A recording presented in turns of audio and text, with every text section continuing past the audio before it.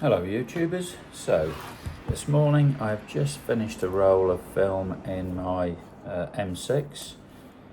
I've got a very high-tech method of recording what's in here, so I've got a bit of masking tape stuck on the bottom and it tells me it's a roll of Kodak Gold 200 and it was just expired 0326.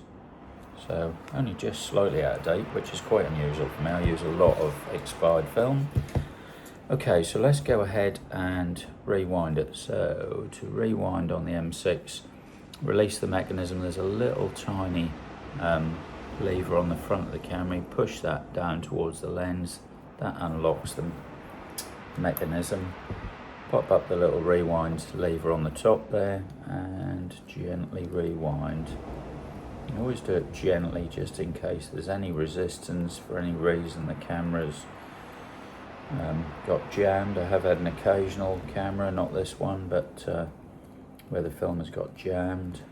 You end up tearing the sprocket holes or doing more damage, because you could always open it up in a dark bag, and remove the film more carefully if need be. Okay, so I can feel that's got to the end. I wind my films right into the canister because then I know that it's exposed. Okay, so I've got this little grip extension on my M6, and you can remove the base plate with the grip extension. If I'm doing it sort of outside, I'll do that, but I'm sitting at a table, so I like to take that off. So I'll unscrew the grip extension, whip that off, then I'm going to take the base plate off, like so. There we are, that's that, and a bit of a wriggle, there's my roll of film. So I'll stick a label on that in a minute and mark that up so I know what it is. Now I'm going to load the camera with a roll of my latest re-spooled film, which is this Wireloose Mono Street. It says ISO 50, but I shot my first test roll at 50, and to be honest with you, it wasn't great, so I'm going to rate this at ISO 25. I might even rate it at ISO 12.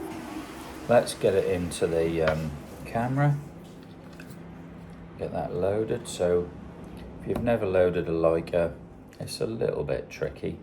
So the idea is to pull the leader out enough so that reaches the take-up spool into there, like so, and then drop the canister in like that. Okay, just make sure that the film is engaged into the sprocket holes on the wind sprocket, so that's there. I'm just going to wind it. A lot of people don't do this. I've seen other people say they just put the base plate on, and the base plate's got this bit here which holds the film down into the take-up spool, but I prefer to make sure that it's taken up on that spool first. So I don't know if you can see, I'll turn it over, you can just about see the film is inside there. There's like 3 kind of prongs that goes in between, so I'm going to wind that on a bit until that takes up and I know that it's fully engaged. So let's do that first before we go too far, nice and gentle. Okay, so that's in. I'm going to fold the back up like so, and then put the base plate back on. So that goes on there. There's a little pin that engages on the end to secure that. And these base plates are a really snug fit. It is fabulous engineering, they fit so well. Okay, so that's on. Then I'm going to wind it on a couple of frames to get it to the start. And then I'm going to change the ISO.